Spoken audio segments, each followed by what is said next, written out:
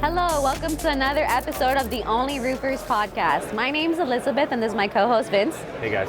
Today we are interviewing Byron Vick from Big Time Roofing. How you doing, Byron? Good, I'm doing great, guys. I'm happy to be here. This is my first year coming to the conference in Orlando. We're still in our first year of business, so I thought it would be great for me to come down and learn as much as I could.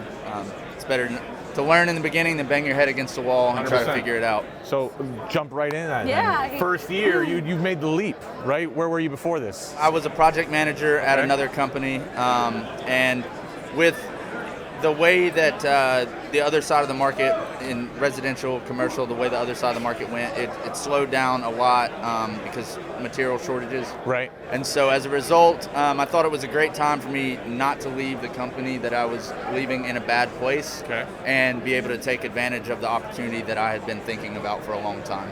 Gotcha. So residential, what was some of the biggest changes that you saw going into residential, and how were you able to overcome such a huge client difference persona? That's where I was going to start. The client difference. When you're going, I used to manage projects down here in Orlando, and we come down here on the company plane, and you go out to lunch with these super rich people that own buildings, and you're redoing the building. It's completely different than when you're sitting in somebody's living room trying to explain to them why they have hail damage and that you need to replace it before the thermal crack expands and that kind of stuff. So these guys have the money allocated. They're going to spend it no matter what. They're just trying to find the best value for the money spent. Whereas a homeowner cares much more about their asset, their greatest asset, which is their home. Exactly. Who they're hiring, their personality, everything about them. Exactly. Have you found it to be a challenge whenever you're trying to bid on a job, being that it's your first year? Has that been a challenge for you at all? Yeah, it absolutely comes up.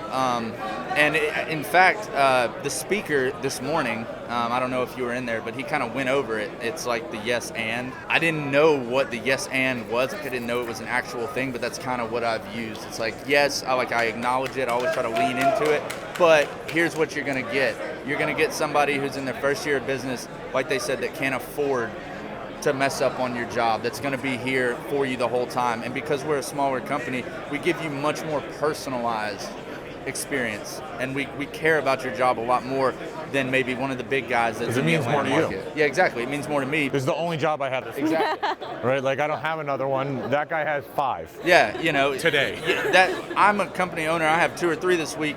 That sales guy that came through your neighborhood has 7 just for him. Right. So, and he's trying to manage these projects all the same while selling. And So it's a time allocation. Is you're able to give personalized service, and you could beat large companies in that guerrilla warfare, let's call it, right? Where you can give that personalized service. You could be the sales guy. You could be the project manager, and people will accept that. I think Liz's question more about, did you get a lot of drawbacks? Like you're not a big company. Yeah. You're fresh. Has anyone told you no? I'm not going to go with you. Right. That's like kind of thing. Like they said no. Have you had Yeah, problems? I actually had a guy. We sell GAF and Owens Corning, and we are Owens Corning preferred, but he wanted the higher level, and so he was like, I loved everything about you. I just didn't want to go with a company in their first year.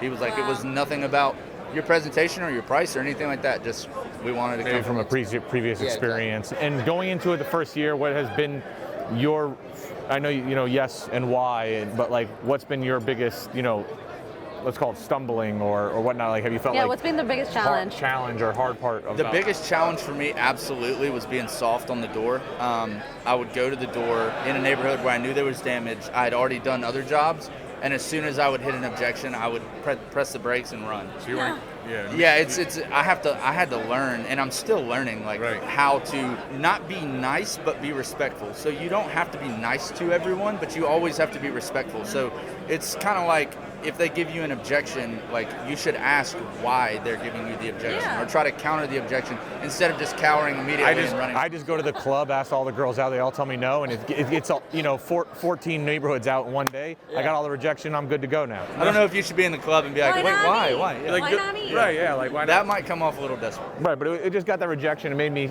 harder on the door. That's how I got over that. Yeah, for sure. That'd probably be a great way to do it. Yeah, just knock it out.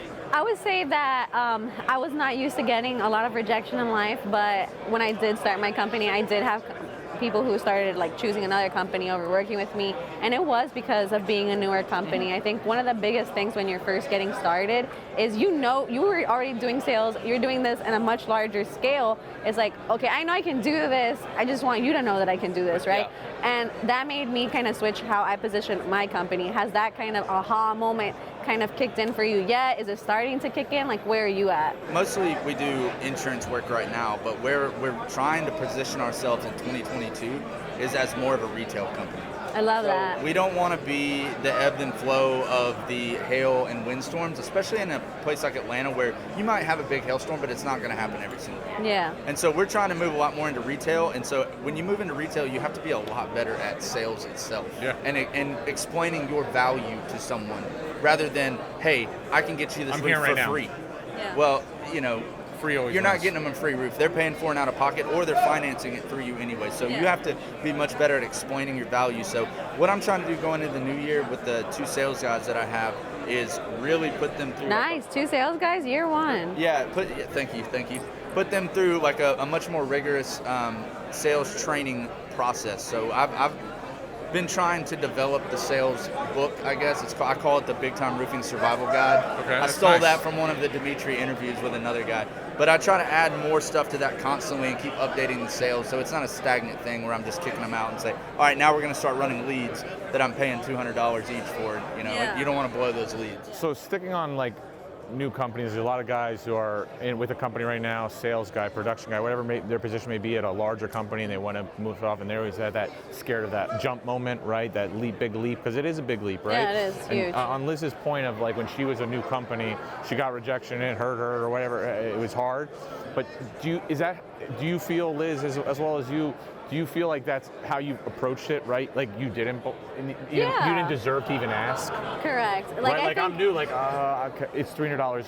Please say yes. Like right. Like if you like $300, I'm good. Pay me. Yeah. What you're talking about is that confidence that it comes from knowing who you are as a person, the values that you bring, and not having to have an intro offer that's based off of giving a free roof. Exactly. Right. I'm confident in my ability to get you the best roof system and value. So I'm going to position myself in a place that I can make sure that I can do this at a job, a price, and cost that I can do this for many, many years to come, and you don't go out of business, right? Yeah. So that, I think, was my biggest thing too. I was way too cheap. If I was a contractor, I'd be the cheapest one. But I had to really change that and raise my price, raise my values. And when you raise your price, you were asking the same ask. Did you feel, and you're selling roofs as well, same thing, don't you feel that like people respect you more?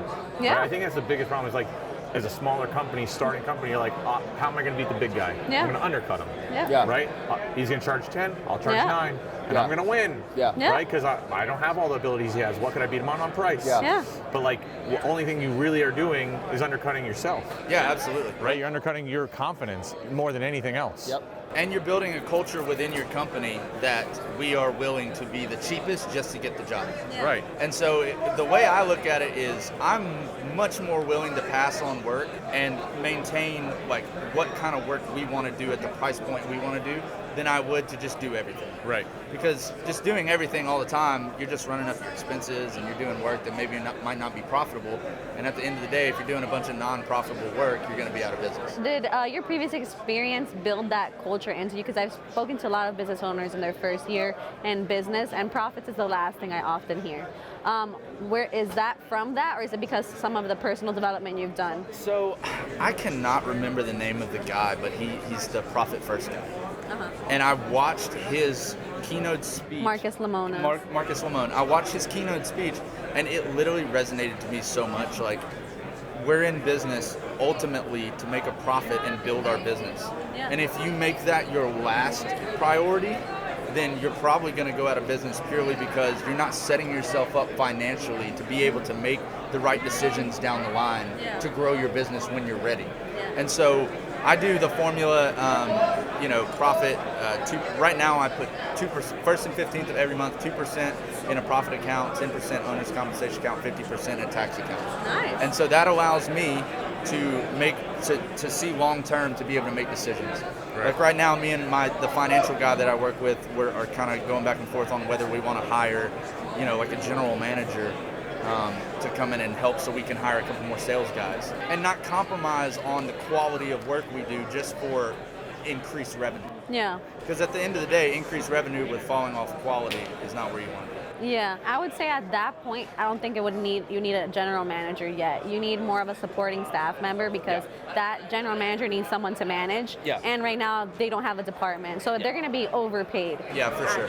I think that was probably a bad choice of job title, but that's just what So popped in. you do need someone to kind of handle the day-to-day operations. More like an executive assistant. Yeah, like an executive. Yeah. I have an administrative assistant who does a lot of different things, including paying bills, answering the phone, talking to customers. So that's a really great position. But I think that right there is also something, just to kind of touch on that a lot of company owners do, is they're like, I have this position to fill, and then they give a larger title and larger pay instead of saying like, let me actually go to the baseline for a second here, and like you may not need a sales manager with 2 sales reps. Absolutely. You may not need a sales manager or an operations manager without having an administrative assistant, without having someone AR, AP, production. What is your biggest goal for this year, 2022? Revenue-wise, is to hit $1 million. So we have like we want to do the best, the biggest. It's like 1.5, but that's the one. That's the goal. That's the goal. That's the ultimate goal. But Create then your there's scale. The step down goal. It's like If we hit $1 million, I don't believe in step down goals. No, step down goals. Step down goals. no, are- definitely not. We're going for the 1.5. You've heard of Emmett Smith, right? 1.5. You've heard of Emmett Smith, right? Yes. Emmett Smith is a big list guy. Yeah. He would make lists, things that are far off in the moon, things that, and because if you're aiming for the moon, if you fail, you're at least in space. Yeah. Exactly. Right?